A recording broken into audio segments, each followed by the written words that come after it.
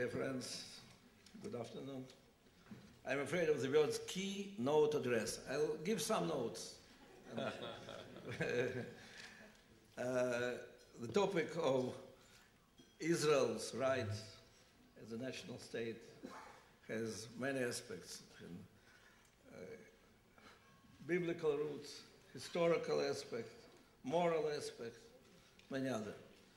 I'd like to make some remarks about political aspects in view of those tendencies which are happening in the world, taking place in the world in the last 20, 30 years.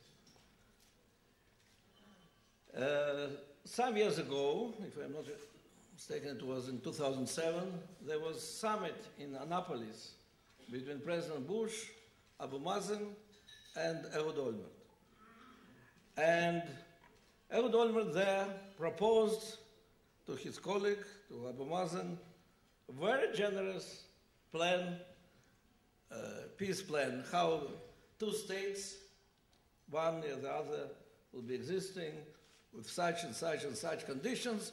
And practically it was very generous proposals. Enough to say that since then, Israeli government never made the same type of proposal. And he said, like, one of the conditions which he mentioned, that of course we expect that you will recognize the right of Israel to exist as a Jewish state. And I have to say that I heard it from President Bush, that President Bush was absolutely sure that Abu Mazen will respond positively. And it was a big surprise, I think also for Olmert and for Bush, when Abu Mazen said, we will never recognize it. To recognize Israel as a Jewish state, it means it's real treason or betrayal of those who are in the refugee camps for so many years. And, well, we can discuss why it was so important for Abu Mazen not to recognize. And of course, it's clear that it says something about the real final solution which Abu Mazen and the others had in mind, that sooner or later Israel should belong to Palestinians. But for me, a more interesting thing is how Abu Mazen, at the moment of his highest weakness, then at that moment he was much weaker even than today. At that moment, he fully dependent on the Israeli army defending him from Hamas. He fully depended, of course, from support of the United States of America. And how he dared, just on this point, after all, he could choose some other points. He could say, well, about Jerusalem it is very important, about refugees. He chose the point of Israel as a Jewish state and made such a strong statement. And I say it is because he knew that this is something which will find a lot of understanding in the liberal Western world. If not among the leaders of America, definitely among many leaders of Europe, who believe very strongly that Israel should be a democratic state of all the citizens, and to have it as Israel as a Jewish state, if it's not racism, as Abu Mazen said, Abu Mazen said it's pure racism, we will never support this type of racist demands, even if they don't feel so strongly, but they feel that it's something really much less than normal democratic state of all the citizens. And from where it comes, this feeling that national state, Israel, specifically, but in fact demand for national state is a bad thing. It comes from this tendency of erasing identities, which in fact is the main line of political thought, was the main line of philosophical and then political thought in Europe for the last two generations. In fact, after the Second World War, it became very clear to many intellectual leaders that all the problems, all these wars are coming from the fact that people are insisting on their identity, on their national identity, on their religious identity, on their national pride, on their belief that their faith is the real one, not like the others, or that their state is better. And look what we have. We in Europe, the great Europe, as a result, we have the First World War, the Second World War, enough with this. And in fact, the post-identity theories in forms of post-nationalism, postmodernism, multiculturalism, conquered all the intellectual centers of Europe and to the great extent of United States of America. And the idea that national state is something which is taking us back became more and more popular, that united Europe, there will be no differences. As John Lennon's anthem of the youth, in fact, that who dreamt about the world, imagine the world where there are no borders, no governments, no God, and nothing to die for.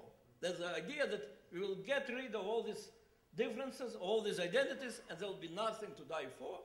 That was like the new dream, like the dream of communism behind the Iron Curtain, the dream about the world where there is nothing to die for, and there are no borders and no faces and no nations.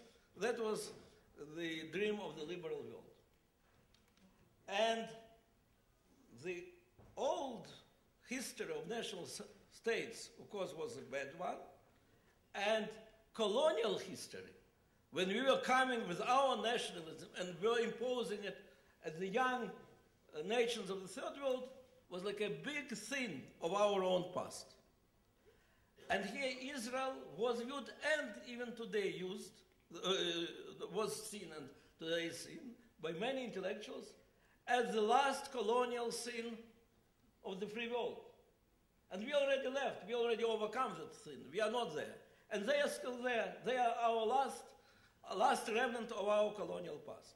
And if you think that it's like demonization of liberal mind of Europe, I have to say, I had personal conversations with some leading intellectuals of Europe, of France. It was not today, it was in 2002, 2003, and I was shocked by the depth of this feeling. They are full of sympathy to Israel as Jewish people, and many of them are themselves Jews. They are full of sympathy of these great achievements, but they want that it as a Jewish state will disappear as soon as possible because it reminds them about their own sin. But you'll see that there is nothing anti-Semitic in this. You'll see how you will make a big effort to make sure that you all will get French citizenship or British citizenship, because you are part of Europe. You are the best part of Europe which we have. Why to spend this vast energy that we have on continued European things? Of course, you can see not everybody thinks like intellectuals, but this idea of national state as something very problematic, as something which is corrupt with hatred, with war, and so was very popular. And especially when it is Jewish national state, there in the center of the Third World, and East and East and West and West, why should we bring our outdated nationalism to that part of the region? So I do believe that the fact that Abu Mazen chose from all those points, which I want from this point, and to challenge that there's something that we can never agree with, is because he felt that that's something that will echo among many intellectuals in the free world. And that reminds us that, in fact, Israel is involved in the modern history, I believe, in 3 big wars. One war is, which are all global wars. One war is the war of freedom against slavery, democracy against tyranny.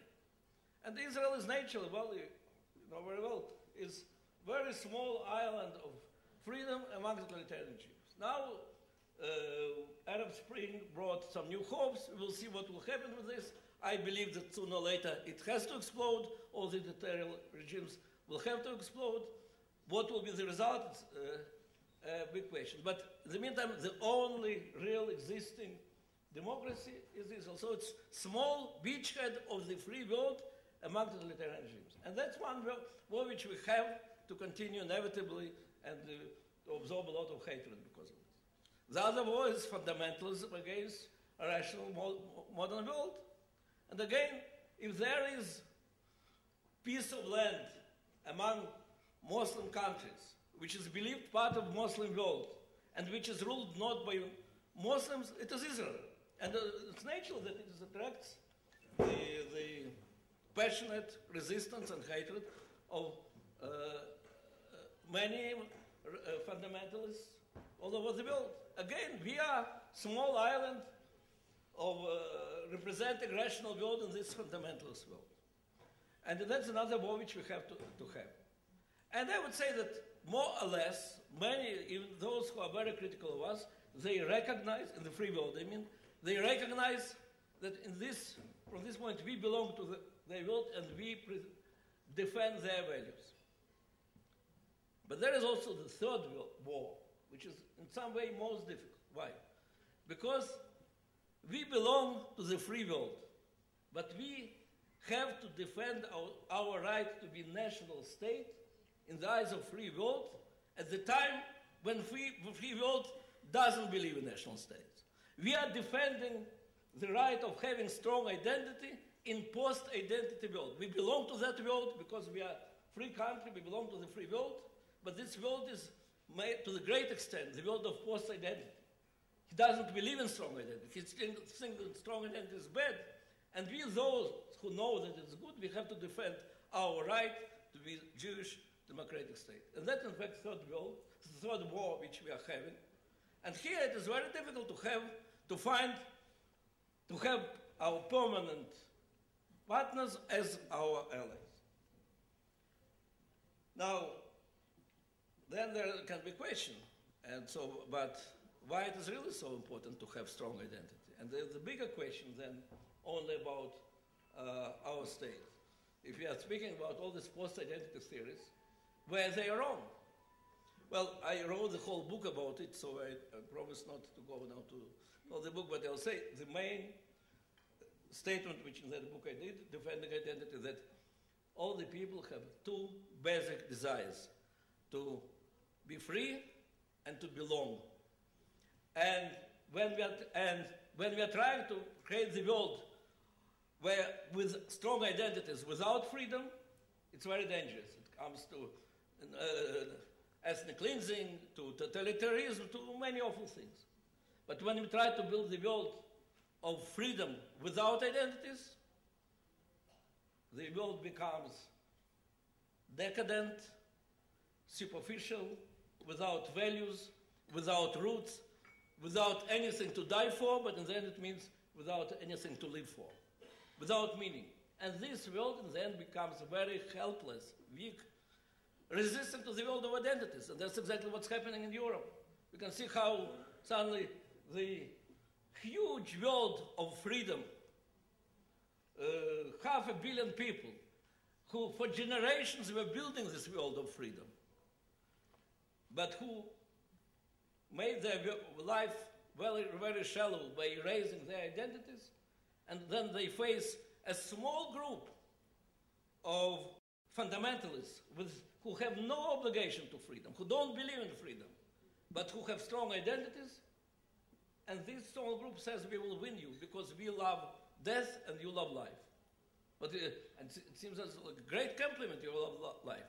But if you love life without meaning, without identity, without roots, without tradition, without something which makes your life more important than only your physical existence, then it becomes powerless and decadent and you cannot defend it. It's true about, in general, of course it is true about Jewish state.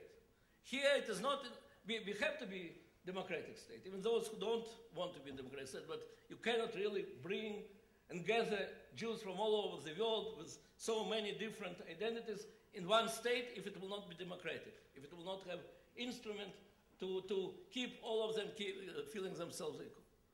but it also has to be Jewish, because if these people don't feel the roots, the strength, the passion, if it is not for them more important than their physical survival, they will not be able, generation after generation, to defend it against the world of identities without freedom. And when I'm told, and unfortunately we have this tendency of many Israelis who feel themselves more and more Israelis and less Jews, and they say it's the time to stop with the law of return. It's interesting, there are two. On one hand, there are Arabs in Haifa declaration who declare that law of return have to be removed from modern state because it is racist law. And on the other hand, there are some Israelis who are saying, well, we kept our doors long enough to open for world Jewry. Those who wanted to come could come. Now let's close it because we are now Israelis. And those who are there, they have different culture, different history, different sympathies, different priorities. Let's understand that we are Israelis who live in our state. And I'm saying, well, in addition, as a head of Jewish agency, I can be against law of return because of many, changing the law of return because of many reasons. But I'm saying that the moment we cut the law of return, the moment we decide that it is on the state of those who live here, then I would say we have the same rights on this land as Palestinians who live here. Because we have special rights only if we as Jews have historical right on this land. And I'm not speaking now about religion. Even if you are not a religious person, but you can feel it, that your rights on this land cannot be more than the rights of Arab who lived here for the last 100 years, if it is only the rights of those who live here. If it is not, if the state of Israel doesn't belong to all the Jews, to all their history, to all what was before this. And only from this you can get this passion, desire to live in this country and not in any other country. Because after all, if it, to cut it from its roots, from this idea, and simply say, let us live in normal democratic state, not Jewish, simply democratic state which belongs to its citizens. There are many democratic states in which you can see, you can live full life without being threatened and without need to go every year to serve in the army. So this connection is very important for giving us strength, for giving us power to defend this country and to live in this country. And that's why we are right that we are not going to give up on this. And we are right in demanding. And I'm not now speaking about what from the point of human rights and political rights. So Ruth Gabizon, I recommend everyone to read. I don't know whether it is in this book, but in the other she wrote very powerfully why not only there is no contradiction to the international human rights and universal freedom, the idea of Jewish democratic state, but that's something that is needed. But from the political point of view, in order we will have strength to fight for our future in this country, it is important to insist that it is Jewish democratic state. And Abu Mazen and the others who don't want us to stay in the long run, they are right in insisting that that is the most weak point of view. Why do you have to have Jewish state, have a democratic state? And they are right that that's the point on which we can fall, on which we can lose all our power. One more word about this, I would say, hypocritical attitudes of the free world to the identities. In fact, what I tried to show in my book in the past, that if you look on all these theories erasing identities, and the first big school of thought which was erasing identity was Marxism, Marxism-Leninism. And I grew in that school. Well, I was 100 years after Marx, but all these 100 years, in fact, started from the explaining of Marx that identities, it is a tool for class exploitation. And that's why for the proletariat, there is no motherland. And there is no French, and there is only proletarians and the exploiters. But what is interesting, you can see already then, in the years of Marx, and Lenin developed it greatly, that all the identities are bad, But some identities are worse than the others, meaning, or to the contrary, some of our identities are still good. Meaning, if some identities help to historical progress of Marxism, it is good. If at this moment Poland is fighting against bad identity of France, it is progressive identity. I'm sorry. At the moment when Poland was resistant to bad identity of Russia, it was bad. Russia was bad identity, Poland was good identity. At the time when Poland became a problem in the relations with France, which was moving ahead in her progressive development, Poland was a bad identity. You can read in Marx, especially in Engels, it's unbelievable how in 2 years the attitudes were changed. All the identities in principle are bad, but those who are helping at this moment to political progress, to class struggle, they are at this moment good. So one identity can be 1 year good, 1 year bad. Later, the Soviet Union made it brilliantly. At some moment, you see, Iraq is very bad identity. It's aggressive, it's for those. Then there is revolution, Iraq people become progressive people. And so they were playing with these good and bad identities. What's interesting then, well, Marxism, Leninism finished their historical role. And here come other group of school, which comes from the other direction, very liberal direction, that we don't want identities because we don't want wars. But you can find out how in this liberal school, Hobsbawm or many others, suddenly there are also good identities and bad identities. Which identities are good? Those who are helping us or who are forcing us to overcome our colonial past, they are good. When colonial people are fighting against colonialism, their nationalism is good because it helps us to overcome our nationalism. But our nationalism, European, definitely is bad. Well, by the way, that was the base for multiculturalism, why all the identities are good except our own, why all identities are welcomed and we are not going to resist them, but we have to play down our own identity. That was the idea, that everything what happens to progressive movement. In this picture, Palestinians became a very good identity. Doesn't matter that they're one generation identity, whatever, doesn't matter. But they're very good because they're helping us to overcome our colonial sin. And Israel is the worst identity, because that's what keeps us free world in that colonial scheme. And that also makes this climate around the idea that Jewish national state is something regressive, while Palestinian national state is something progressive.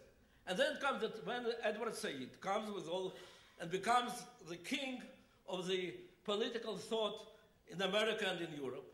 And in it was very clearly says that Palestinian identity is something very positive, that you have to fight for this, and Israel identity is something which should not exist, and that Israel as a Jewish state will never exist, it will become simply Jewish minority in Palestinian state. He speaks very clearly, bluntly, and he continues to be the hero of the liberal world. And it can be understood only in this context, that we have our very problematic past, and this Palestinian identity helps us to move away from this, and the Israeli national state takes us back.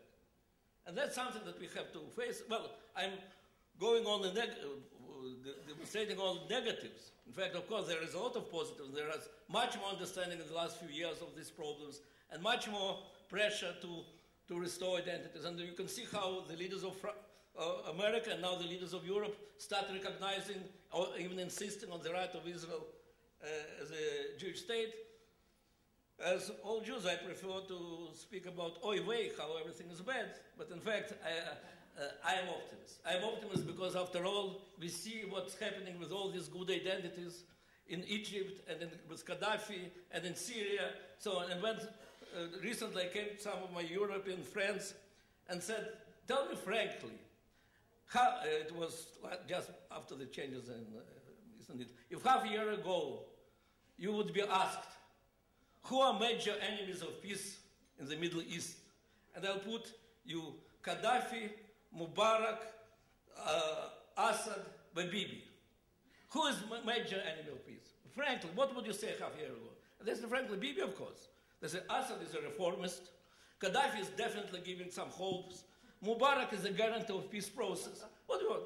So you see, So the world is, I believe the world is developing in the right direction, so we should not be afraid of it. And the last optimistic word about Israel, because I really believe that real tikkun olam is coming from Israel, and I'll tell you what I mean. Look, on the one hand, we have the Arab world, which was all the world of strong identities. And people there at some moment in millions, and doesn't matter whether they hate us or don't hate us, but in millions, they went on demonstrations saying, we don't have enough freedom.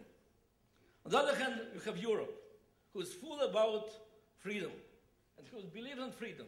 And we don't need these identities. And how you see what a wave goes in the last 2 or 3 years, when one after the other, French leaders, German leaders, English leaders speak about the failure of multiculturalism and that we need to strengthen our identity. And I believe that people need harmony between their desire to be free, desire to belong. And Jewish people live with this challenge and this harmony from the very day they were born. When Jewish people were born, when they left Egypt. So we got freedom and identity together. And it always goes together. And our Jewish state today, our struggle for Jewish democratic state, that's exactly the struggle for that harmony, which is lacking in Europe and which is lacking in the Muslim world. Thank you.